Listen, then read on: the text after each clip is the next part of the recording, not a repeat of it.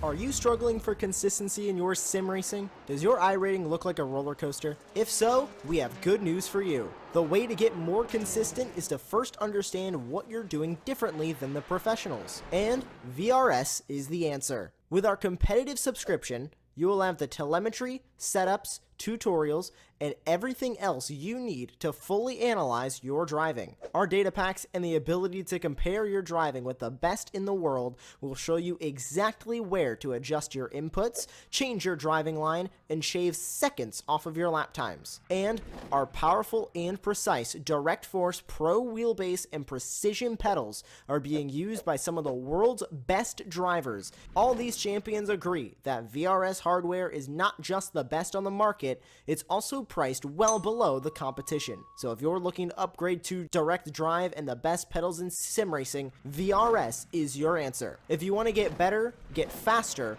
and make it happen sooner rather than later, you owe it to yourself to find out why so many people are switching to VRS. You'll be so glad that you did. Visit www.virtualracingschool.com and learn why the best use VRS.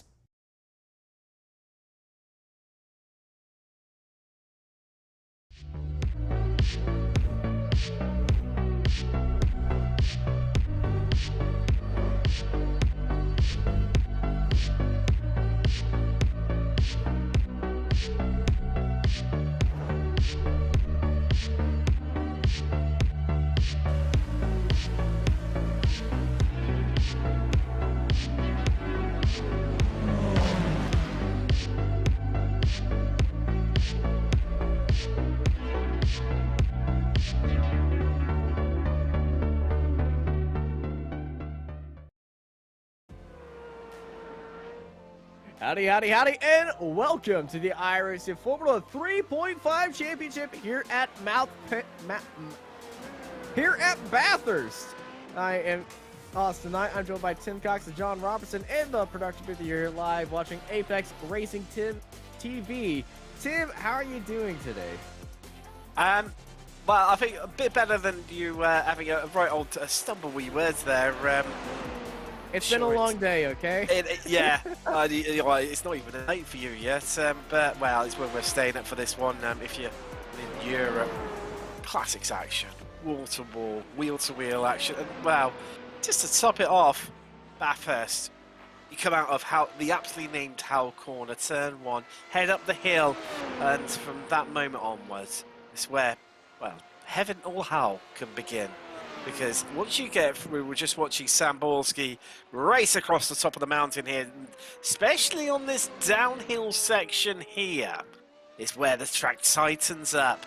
And it is super fine margins, and if there's one car has an incident under racing conditions, especially near the front, it will block the track. That is where it's going to get interesting. And out of Forest Elbow, down Conrod Straight, down the hill, across the crest of the hill, it just rises back up again once more, and then down into the iconic chase, where we're going to see plenty of elbows out, fast overtaking action, undoubtedly, and a bit of an interesting one to see how the drivers manage and utilise their 8 available DRSs. Yeah, the Forest Elbow run down to the chase. We're going to be seeing a few drivers going to maximize that straight line speed with that DRS, and oddly enough, we might see one or two drivers play a little risky game by going with the low downforce and trying that opportunities right there, as everybody is pulling off after doing their test right there. And yep, there it is. If you look at Freckleton right there, look at that rear wing. It's in the low downforce position, the medium downforce. He's going for that top speed over everything right there. And that's going to be helping him in the end of this track, but not right there as he gets off into the grass. That's going to be an invalidated lap for Dylan Freckleton. Very unfortunate right there, but if he continues to, if he runs with that setup, he will be very dangerous on the streets. He will be, Austin, and this is one of the conundrums that you take on with this circuit.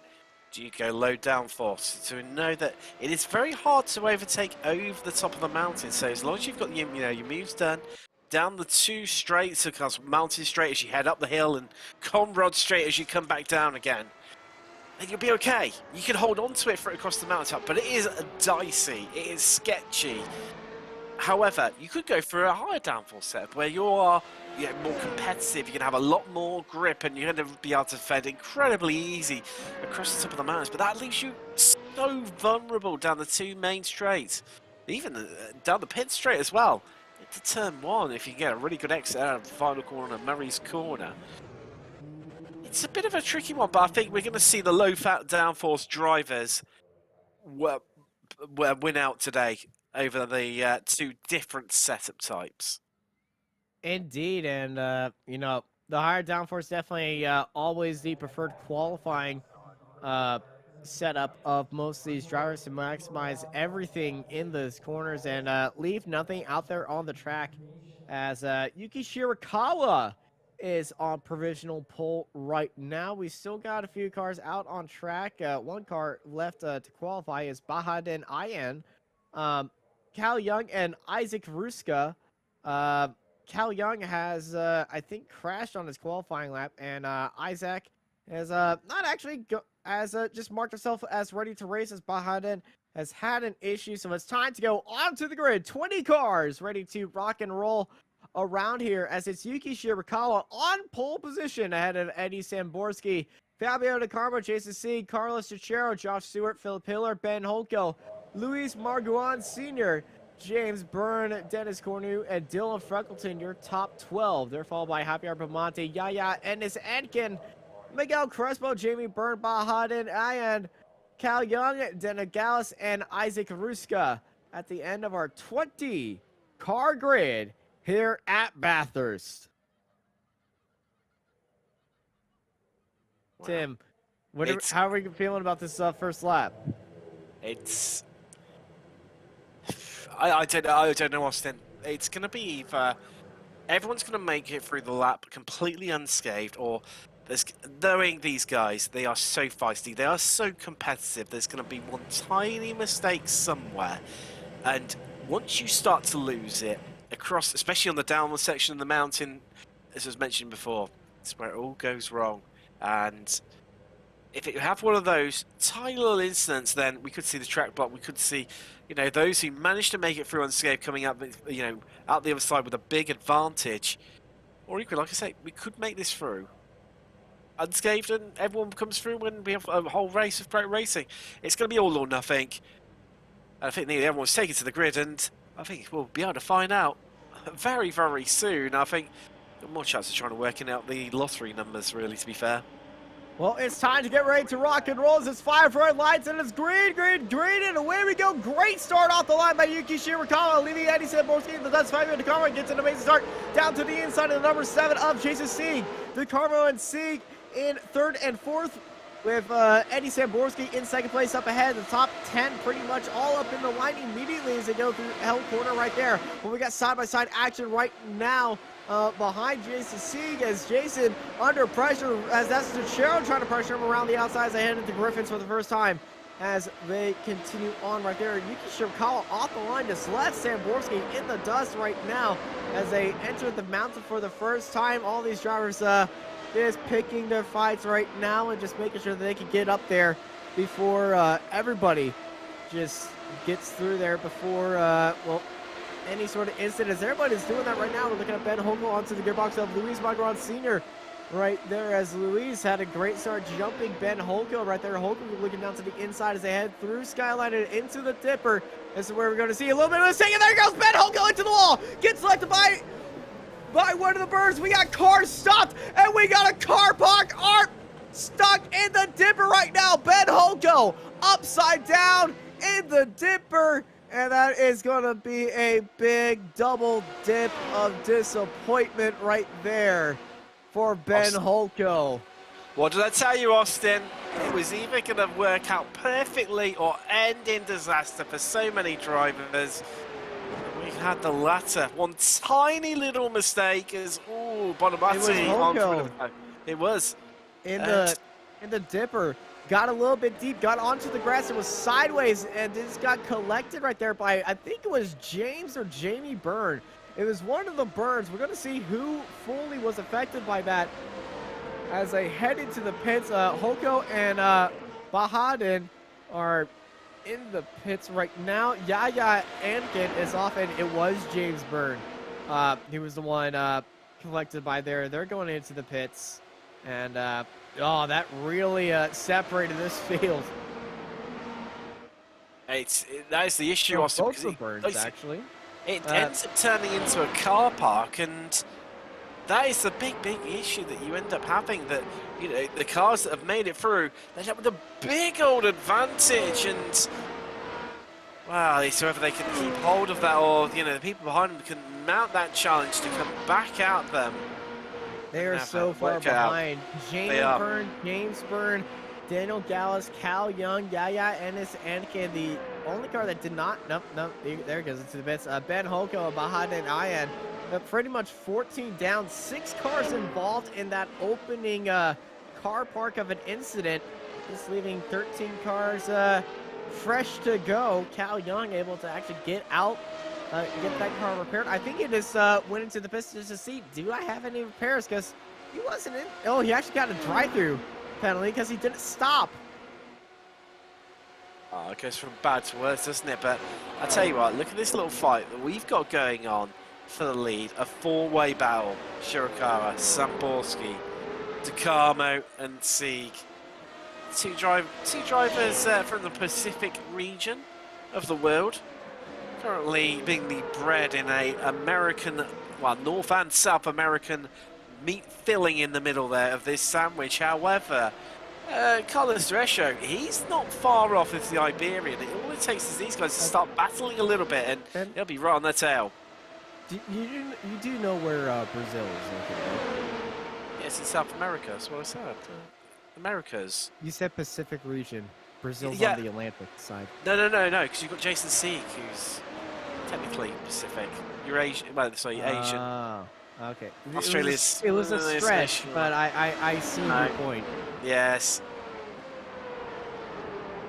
I can't believe you didn't catch that. No, I didn't. It's late, mate. Oh, this is the replay of the instant. So there's Holco. Ben go wide right here. This comes across the grass, and there's the first burn. And Miguel Crespo getting, oh my gosh, 2, right 3, 4, behind 5, him. 6, 7 cars making contact in some way, shape, or How form. did Crespo make it through there? I'd love to ride on board with him for that. It's just supposed to be like cars flying every. Oh, there's one contact! No, there's Chero! He wasn't alone though, Austin. There was another car in contact with him. Yeah, DeChero, was that Luis that he made contact with? Was that the Spaniard? We're definitely gonna have to find out after in a little. Yeah, there's Luis right there. No damage I can see. Luis battling with a Hillard, but Crespo was not alone, getting airborne right there. It might be Josh Stewart. Potentially, because Hillard seems to be closing at him with a big rate of knots. So it might be. It was Josh Stewart. Yeah, look at the front wing of Josh Stewart. That is Josh Stewart and Crespo. Aren't they? I don't think they're teammates. No. DeChero, it was DeChero that he hit. That they made contact with. So something has happened between them, and this is what exactly happened. There's Carlos DeChero, and Josh Stewart's nowhere to be seen. So I'm expecting Stewart to have a little bit of a spin, and DeChero, that is all on DeChero. Into the dipper. Stewart tried to avoid that, unable to really determine where he was, because DeChero was in the middle of the track, and Josh Stewart couldn't get the car slowed down, so he tried to go around the outside, locked it up, and just put it into the wall. That's going to be a Josh is not going to be happy about that one. 11 cars with clean bits on the car right now, and well, if this was a battle royale, we've reached a halfway point. I think, Austin, this is more from the Renault 3.5 Hunger Games edition. I was trying to avoid stomping on somebody's intellectual property, but okay. Okay, well, it's Battle Royale. It's a game mode. I was thinking Royal Rumble. That's probably licensed. That's wrestling. That's wrestling. Yeah. But well, we're down to 11 cars now, Austin. Shirakawa, Sambolski, Takamo, Sieg, Hilland, Barguan, Damati, Cordu, Crespo, Ruska, and Freckleton. Dallas is running around. He's get back out on track, but they're the only one out there right now. But there are a few other cars that are getting out of the pits and getting repairs. As this is Crespo under pressure by Ruska. Ruska starts from the very back of the grid, sitting in 10th place. Probably happy, feeling very good about that biggest mover in the race. No, does start in the back of the grid. Half the field is out. That's Philip Hillard going very slow. It's got to have picked up a slowdown, surely, Austin. I can't work out where from. It will probably be in the chase. Yeah, but it's still a bit of a... It's quite challenging to pick one off there. Maybe must have cut the corner. Well, that's how you get one. He's not showing us being off track. Yeah, he's not showing us being off track anywhere. It's a bit of a strange, that one. He's probably just saw behind that the car... that this has just turned into an attrition race and just wanted to leave him by. As this is Ruska down to the inside of Crespo, down to the inside. And Ruska, the Scandinavian, jumps up into 9th place right there. 11 spots gained for Isaac Ruska. Lowest I rating in the field at 3,095. That shows you the strength of field right now. Here today. Definitely making it work as he passes the 4K regular of the top split series. Big O Crespo. Eddie Samborski being caught by Fabio DeCarmo. Samborski in this lead 3. We're going to be seeing Fabio try to challenge Eddie right there. Into the chase. No, we are not. These top 3 are very tightly packed. Austin, you've got just over 6 attempts covering our top 3. We've got Jose Sieg. He has dropped a bit off the back of this group right now. He's about 2.3 seconds behind them. And well, you can see the consistency of the lap times there from the top 3. From the lowest to the highest point, 5 thousandths of a second is all that's... No, sorry, 4 thousandths of a second is the spread of lap times between our top 3. Yeah, you don't get much more evenly matched than that, do you, really? It's close out there. It's really close. This is what happens to Miguel Crespo. This isn't the start, Austin, I think. Yeah, this is off the line. And yeah, you can see the start was just extremely... Oh, this is him moving his way through all that chaos. And you're going to see getting onto the brakes to avoid all that mess. Oh, look, there was further contact down the hill, Austin. Yeah. It was just an entire cascading waterfall of just chaos that Miguel Crespo had to carve his way through there. Carefully carving his car through that chaos catastrophe caught at the Canyon of Doom. Car wash. Carnage. Alliteration was not my strong suit. Let's Fabio DeCarmo. What can he do to make it pass? Well, he's happy, you know, we're seeing the usual status quo being played out here. We're on lap 6 out of 20. Samborski stalking his prey as usual. This time it is Shirakawa, the Japanese driver, who's leading the way. Now, funny thing is, the top 3, all different teams. We got... They are. Yuki Shirakawa up in the lead. Eddie Samborski in Downforce Racing and Fabio DeCarmo in full-time Esports by TK. And Yuki Shirakawa, he's gonna hate me because I forgot the name of the team. But I know it's on SDK, so if John could just go through his name and I can see it. Yeah, for Success Esports. Leading out Eddie Samborski and Fabio DeCarmo right there, as this is Javier Pamonte going side by side with Macaron. And they're side by side, but Javier down to the inside, gets the speed on the straights, jumps up into 5th place, up 8 spots for him. Back to our fight for the lead. Look at the way Samborski is right on the tail of Shirakawa. And on board of Samborski just shows on how close he is following to him and how confident he's in that car. And we've seen this by Samborski when we were at Road America, just sitting behind the guy in the lead, just waiting for that opportunity and just saving the car until he needs it to go. And we're approaching that halfway point where you can start feeling the car get into how that race is going. And Samborski's got a beautiful run right now. Samborski looking down to the inside of the chase. We're going to go side by side right now. Samborski around the outside, laid onto the brakes. He comes across the nose of Shirakawa. Shirakawa had to get onto the binders to avoid making contact right there. And Fabio had to back off as well. But Eddie Samborski, your new race leader here at Bathurst. It's a bit of a weird one because the entry there into the chase, Austin, that left-hander, actually the outside line is more of the power play. You'd think it would be the inside line.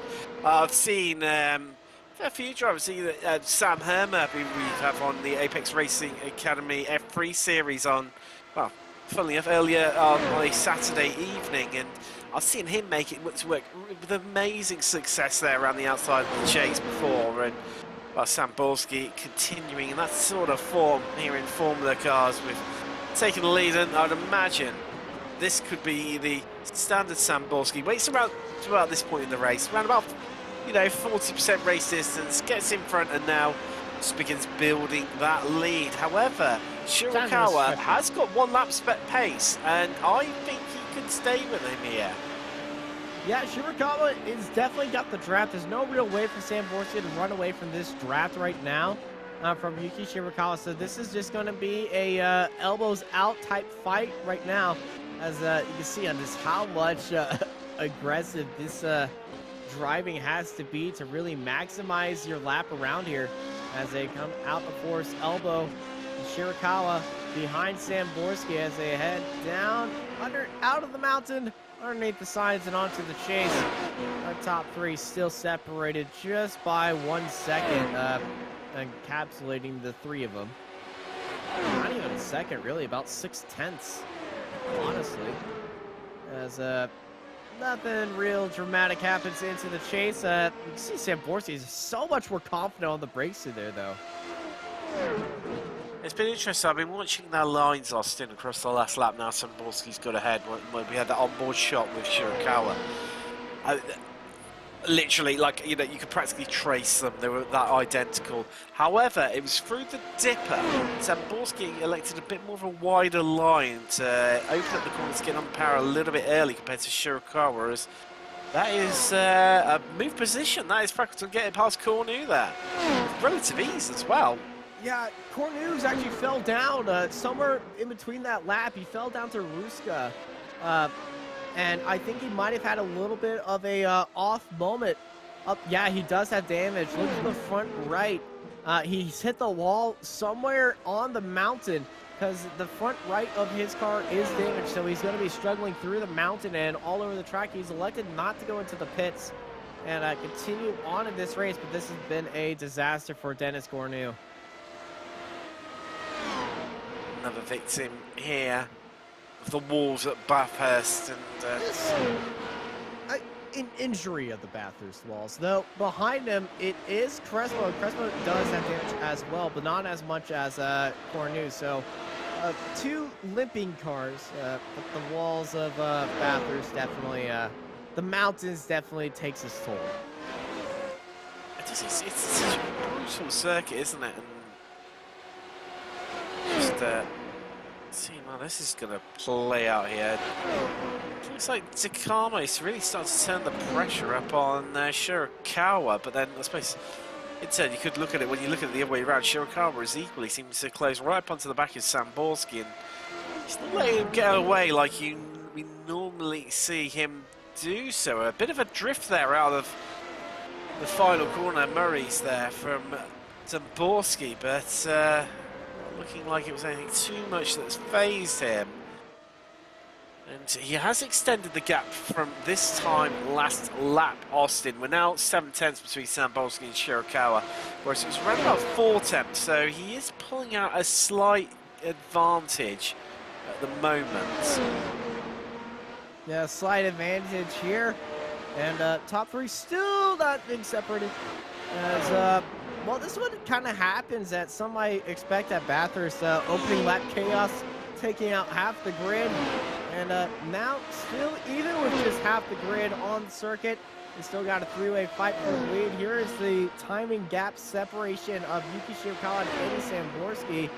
Last lap, identical all the way down to the thousandth position, just 0.02 of a second in favor for Samborski right here. So, but Shirakawa has really closed in on him. It looks like Samborski has really mastered the mountain section, and there goes Shirakawa into the wall. Oh, lost it through forced elbow, and he got a little extra tap at the end of that from Fabio De Carlo. So Shirakawa out of the top three fight, and he's going to have damage from that. From my angle, Austin, he's missing an engine cover. Yes, yes. This is where I think he just got tapped by Fabio De Carlo. Just at the end, you see he lost it right here, and then gets an extra tap, and that's where the engine cover went off from. The weird damage model that the Formula 3.5. It's not the new damage model, so that is going to be Shirakawa going to be dealing with a lot of drag. But you know, suspension seems fine, but he's definitely missing a important engine bit. Luckily enough, if the track is hot, it will not be overheating. That's the only good I could bring out of this. So heartbreaking for Yuki Shirakawa. It's almost as heartbreaking as fans that come here to this epic circuit for the, obviously, you know, of course it's synonymous with Aussie V. Oh no! That's Samborski in the wall! In the wall! He's got damage. Look at the front right. Samborski exiting a little bit too wide to tap the wall. Samborski in the wall and has aero damage. And here's Fabio De Carlo all over the gearbox of Eddie Samborski. How is he going to handle this next section, Austin? It's going to be a real wrestle with the car. Locked Locking up up. right there. Samborski under pressure. He's got minor wing damage on the front right as Fabio De Carlo is right there. And Eddie Samborski, after seeing his closest rival, well, in this race rival, have an issue, just a minor lapse of judgment, and now he's got damage, and now Fabio De Carlo looks like the protagonist as he goes down to the inside. He knows that Samborski has damage. He's got the higher top speed. Fabio De Carlo goes up into the lead. Samborski right behind De Carlo's not going to charge it down to the inside. Fabio De Carlo into the lead. Looking for his second win in the Formula 3.5 broadcast here on Apex Racing TV. He took his first win at Interlagos last season. Austin, we still have 8 laps to go, and if one thing is taught us through, you know, not just this race, but, you know, our history of, you know, covering races here at Mount Panorama or racing it ourselves is that... Yuki Shirakawa has had more issues. They've lost an entire front nose, and they're still out there. Yuki Shirakawa.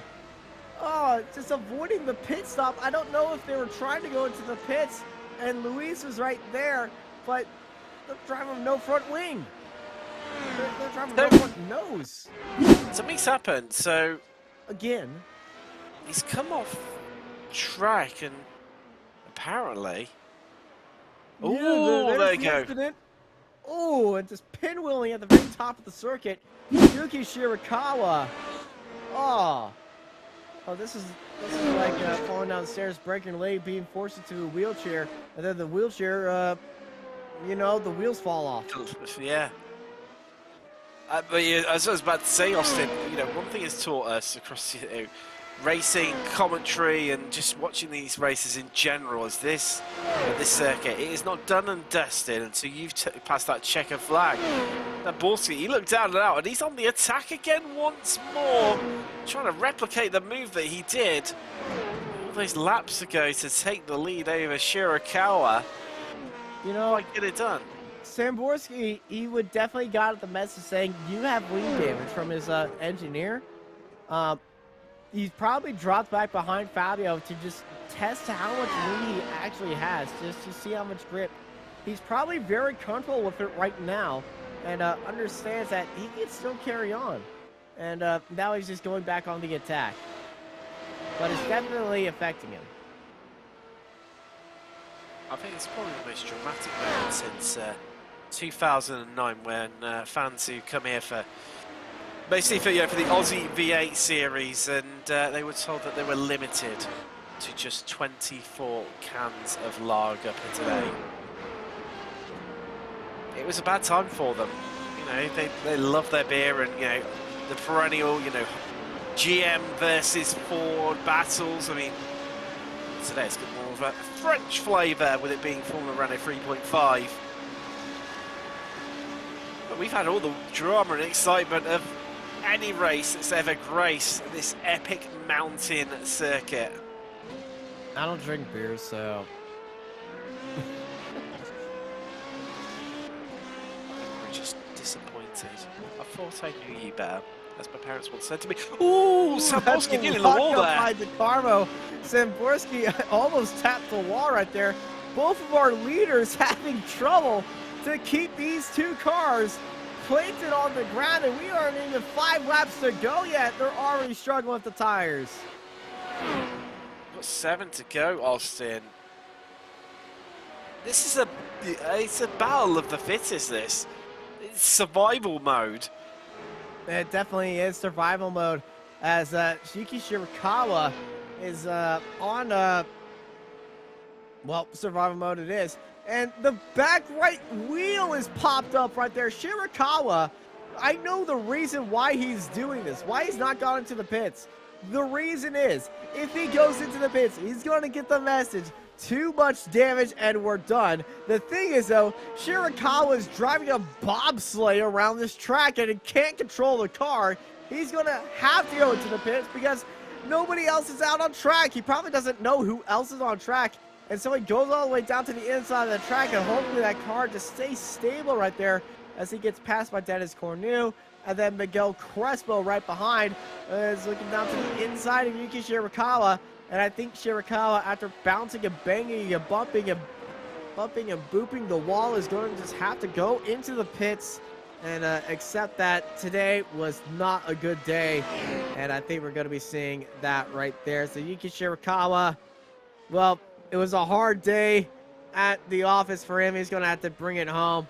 And, yeah, he might just see that car off to a Viking funeral. Wow.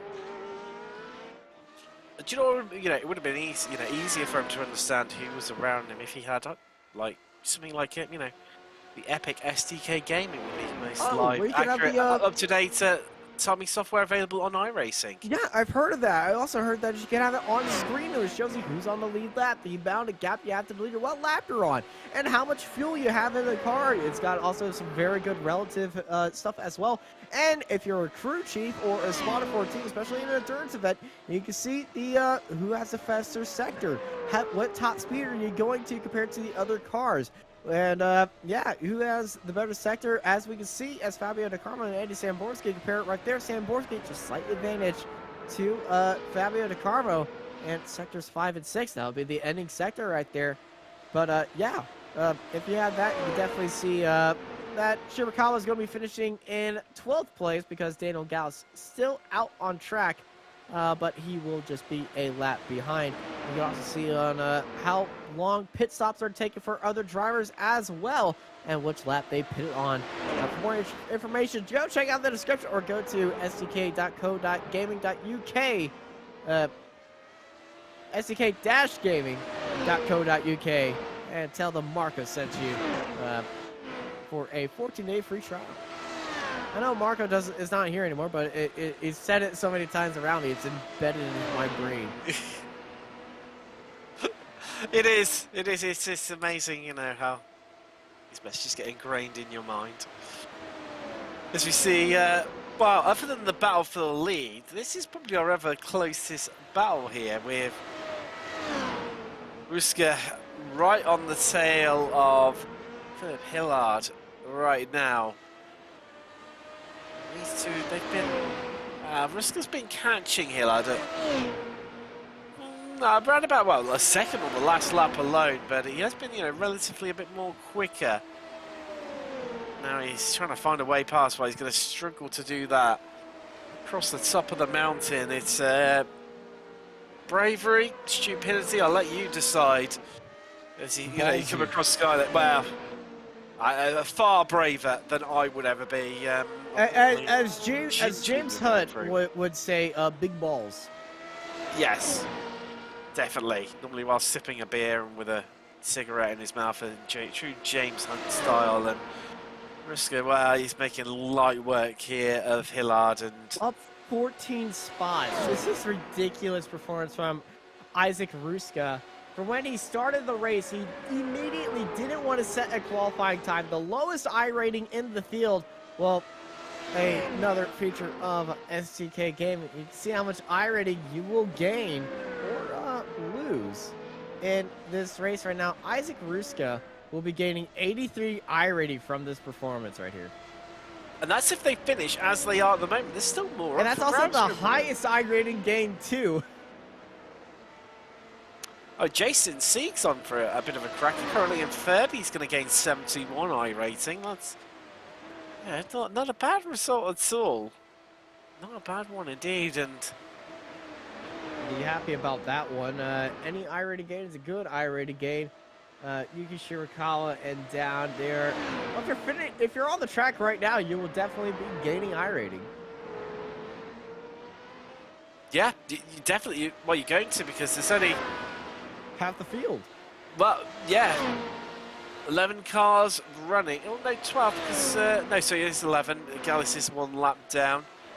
For a second, I thought Shirakawa might have got back out again by some pure miracle.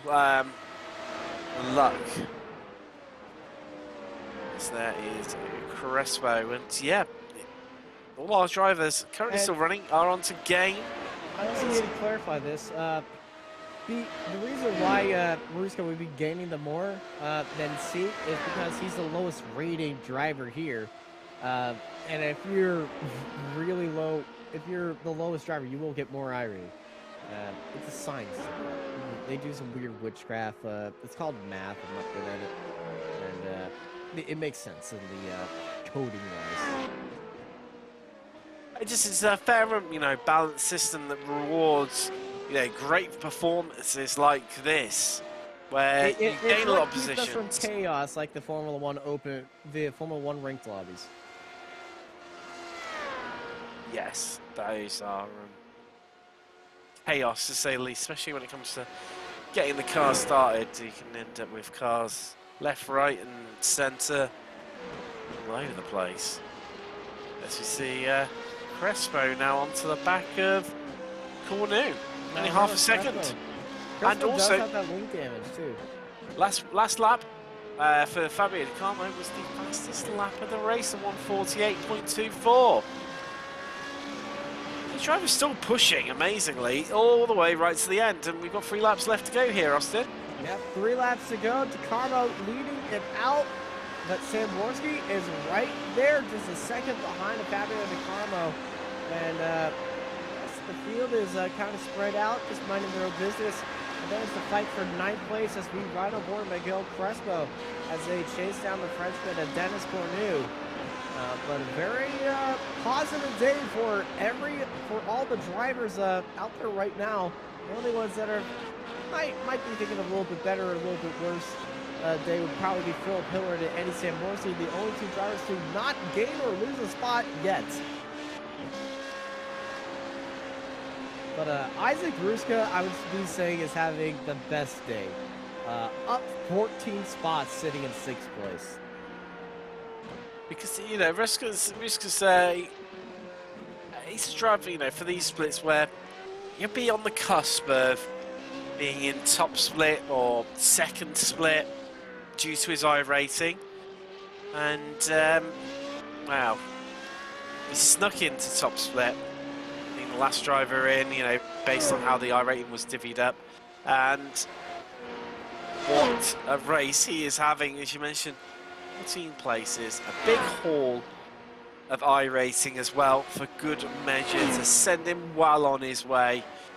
It's been an absolutely epic drive from him, and some will say he's got incredibly lucky, but well, you've got to be there. Take that luck when it is presented to you. Oh, I'll tell you what.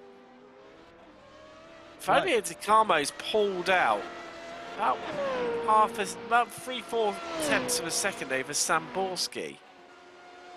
Yeah, last lap, 2/10 faster than Eddie right there. And on top of the fastest lap of the race right there. So Fabio Di Carmo pulling ahead of Samborski and pulling out a gap. Yeah, 5/10 lap ahead of that. Another 10th right there. That would be a 6/10 overall gain. But they're separated by 1.2 seconds. So Eddie Samborski, he's looking for a godly 2 laps right here. As it's 2 laps to go right now for Fabio Di Carmo. Another 1:48.5. Samborski slightly faster this time. So Samborski got to hit that go juice very soon. The thing is, though, Austin, where they've, you know, probably these two drivers have been, certainly Fabio Di Carmo will have been saving his available DRSs. Of course, the drivers have 8 available uses of it to them. Whatever you want. You can do indeed, and I'd imagine, you know, we haven't spotted Di Carmo using it, so I'd imagine he probably would have saved it up, you know, as late as possible.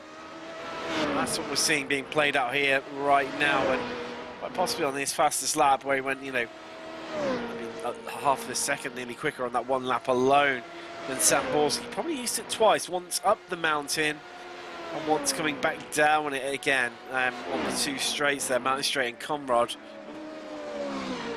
Just needs to bring it home, hold on for about a lap and a half here. And he will be taking victory, as you said, Austin, for the 2nd time on the broadcast split. And ooh, Samborski looking a little bit out of shape there. Getting a bit loose and leery out of Forest Elbow. But no contact, so he'll live to fight another day. Well, he does have that wing damage, and speaking of the wing damage, Crespo and Cornu, these drivers both have wing damage, but Cornu's front right wing is just absolutely peeled upwards. And here goes Crespo. He probably hit that rear wing just a little bit more. Crespo jumps up into 9th place. Cornu falls down to 10th as they head into Griffin's Bend. 2 laps to go for, well, 3 laps to go for these drivers. As, oh, we have an issue. 5th place, Luis has had an issue. Oh, Hillard's involved as well. Gallus there's something big has happened.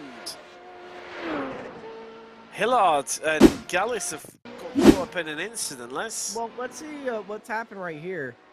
This is Philip Hillard in the dipper. Oh, he's carrying a lot of speed. Just got that slowed down, and big spin. Hits the wall, and just around the outside there. Oh, that's an avoidance by Daniel Gauss, but Philip Hillard. Oh, that's heartbreaking. And here's Samborski on the back of Fabio Di Carmo. Samborski with the white flag. Last lap opportunity right now. As they head through Skyline, Samborski all over the gearbox of Fabio Di Carmo.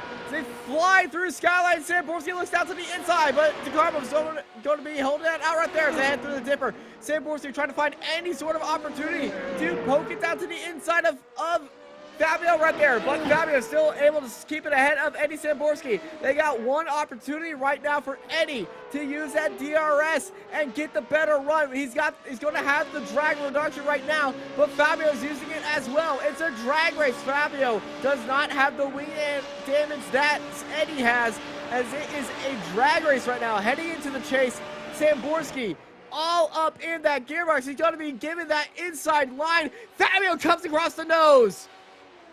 Samborski looking down to the inside. Samborski gets off onto the curb, trying to send it right there. Fabio gets the worst exit, gives him a little bump right there into the gearbox. Eddie Samborski going to have a little bit of drag race right now. It's heading into the final corner. Samborski trying to hold it around to the outside, goes lead onto the brakes. Di Carmo forcing him out wide. Fabio Di Carmo is going to win the race right there by 1/10 of a second between them.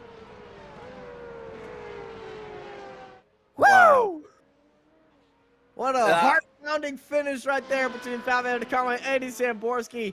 Samborski came up right behind him out of nowhere to take that win, and he just defended that perfectly to Eddie Samborski to take it by 1/10 of a second. All of the drama, all of the excitement, all of the action, and for it to go, the race for the victory to go down literally to the line and be separated by a tenth after 20 laps here at Mount Panorama. It's been another classic here in the Formula Renault 3.5 broadcast split.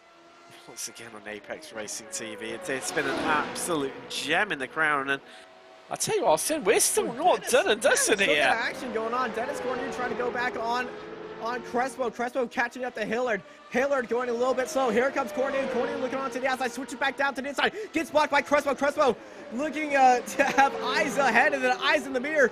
Just trying to keep that car tight. It stays Hillard, Crespo, and Cornu. Top 10 finish for all these drivers, but wow, what a finish for Fabio DeCarlo to take the win like that, defending from Eddie Samborski, putting his cars absolutely where he needed it to be. We saw Samborski have that inside line. He got pushed out, he got a little bit wide, got into the bumper, and then Fabio just defended that to the inside to take the win by 0.148 of a second. It's so close between them. Fabio DeCarlo with the win ahead of Eddie Samborski, Jason C, Javier Bramonte, Isaac Ruska. From last to fifth, Luis Magron, Dylan Freckleton, Philip Hillard, Miguel Crespo, Dennis Cornu, and Daniel Gallus, the last of our driving cars. They're followed by Yuki Shirakawa, Josh Stewart, Carlos DeChero, Cal Young, James and Jamie Byrne, Yaya Ennis Adkin, Ben Holko, and Bahaden Ayan. The end of our 20-car grid. But we are joined by our race winner, who is probably over the moon right now, Fabio DeCarlo. How are you feeling after that crazy finish? Oh, well, I'm feeling amazed. I cannot even believe that I had just won like that. It was awesome. How is you guys going? How is it going, guys? Well, because of you and Eddie, my heart's jumping out of my chest right now, and I'm loving it. I'm sorry about that. Hey, I live for this stuff. So let's talk about your race here today. You started down the field. You didn't have the best start off the line. You came out of turn one in third, but you were behind Jason Siga heading into turn one. You want to talk about that race of getting up into the lead?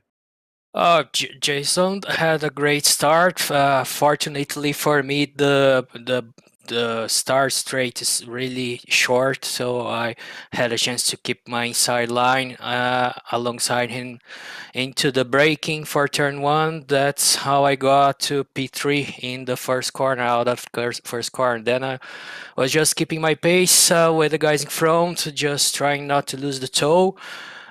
Yuki had that crazy moment where we actually had a contact between us. I was kind of looking around my front wing to see if I had damage, but the car felt just normal after that, so I guess I didn't took any damage whatsoever.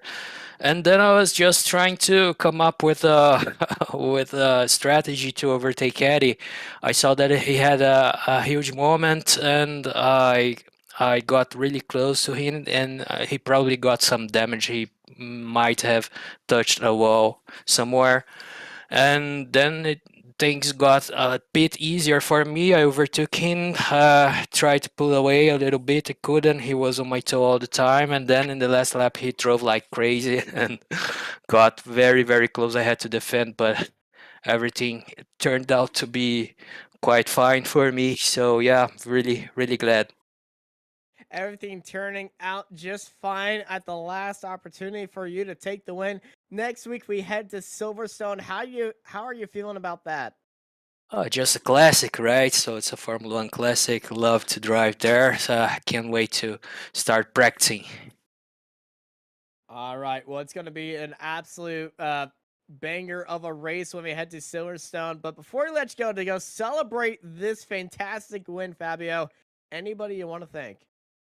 Sure, my wife, my kids, my teammates, everyone at Full Time Esports by TK, our sponsors, B8 Seguros and Logitech, and everything, and everyone else that has been helping us out there.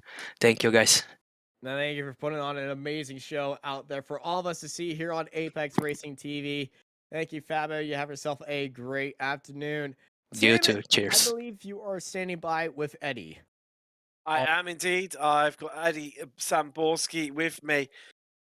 Wow. It looked like crazy, but some might say standard Bathurst out there. It was wet, wild, crazy, and full of incident and drama right from the moment go to the very end. Yeah, absolutely. I was running a different downforce level than Yuki, so he was absolutely much faster down the mountain, and there was nothing I could do. And I was just trying to keep touch while while everything warmed up. And then, I've had a little more straightaway speed, so I made the move on him, and I was just trying to stay ahead. And I seen Yuki disappear out of the mirror, so I tried to push and clobbered the wall.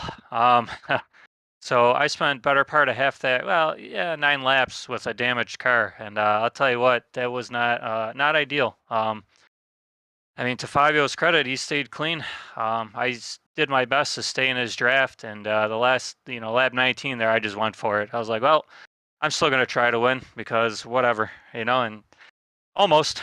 I mean, what are you gonna do though? The car was broken. Well, yeah, it's definitely we could see the aero damage onto the front wing, and it's just one of those things. It's as they say, Bathurst, it's a bit of a cruel mistress at times. But I mean, in terms of your choice, obviously, and your strategy of your deployment of your DRS usage, did that change? Obviously, after you'd had that incident, did that change how you approached it, or did you elect to just save them all up for use towards the end?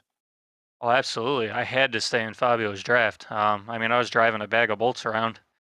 I hit the wall again and actually straightened the wheel out a bit, so that was helpful. But yeah, I mean, the only way was to stay in his draft because if he would have got clear, that was it. He would have been turning 48s. I'm turning 49. See ya. And you saw how absolutely powerful the draft was. So I had to push like crazy down the mountain. I mean, if you guys could feel what I was feeling in the car, I mean, there was nothing in it. Absolutely nothing. I mean, you could see me locking up, sliding. I mean, Yep.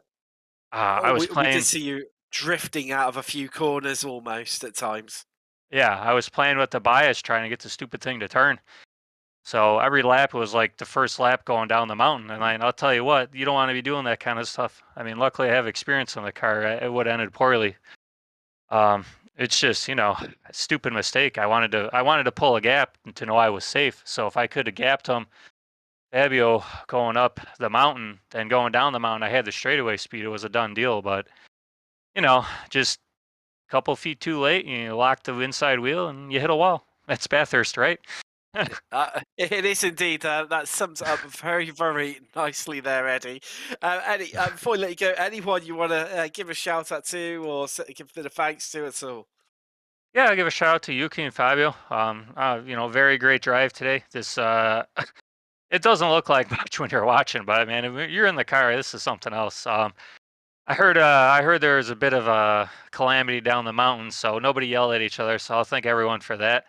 Thank you guys for broadcasting. The fundraising has started for season 3, so if you want to donate, head over to the forum or get in touch with me. I don't care if you're sending me money; it doesn't matter. And we'll see you next week. We will do. We'll see you in a week's time when we head across to Silverstone. And congratulations on the second place, considering the circumstances and the challenges that you were presented with. Oh yeah, I don't know. I'm dumb. I just gotta not hit walls. It's easy, right? They don't move. They're the same spot every lap. Oh, definitely, I think definitely time to go grab a beer, maybe, and to enjoy on a Saturday afternoon for you. Yeah. We'll see you next time. Take care. All right. Thank you. You guys too. Wow, Austin, I believe we started by with Jason. Yeah, I Yeah, am standing by with Jason, who probably out of our top 3 finishers has had the least exciting of least chaos-filled race out of those two. So, Jason, how was that race?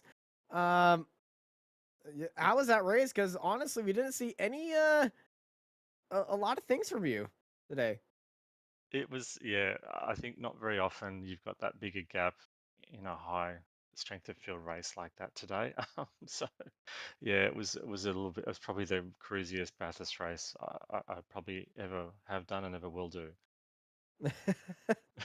Well, it's probably a good thing that we didn't see a lot of you on the broadcast, which means you were doing something right because we saw a lot of mistakes from a lot of the drivers. What was your mindset heading into this race? Yeah, look, I think we've had a new team member join DFR, so Oliver Quokka, and I ran his setup this week, and it was really, really good over the bumps and the rough stuff. So, like probably the first 2 laps, I probably had a few code brown close moments where offline and shouldn't have been there, but it just very compliant, able to get it back, no drama, kept it off the wall. The car was 100% on the last lap, so I think that really helped on those first laps. I could just stay with Fabio and stay close in his draft. So, but yeah, big thanks to Oliver and welcome to the team. And yeah, Yeah, I was gonna let you have that moment to go think, but I believe you've already done that thinking the rest of the Downforce Racing team yeah, and Oliver Quokka. Congrats on a podium finish here today. Next week it is Silverstone. Before I let you go to get ready to practice and just we'll cool down for this one. Anybody you want? Oh wait, anybody want to thank again? yeah. You guys for the broadcast, all the DFR guys, all the regular 3.5 races. Yeah, thank you very much. And yeah, looking forward to Silverstone next week. All right, we're excited for Silverstone. Thank you, Jason, and thank you everybody for joining us here on the broadcast today for the iRacing Formula 3.5 Championship here at Bathurst. Thank you all for joining. I've been joined by Tim Cox and John Robertson in the production booth, and I'm Austin Knight, and I hope y'all have a good night.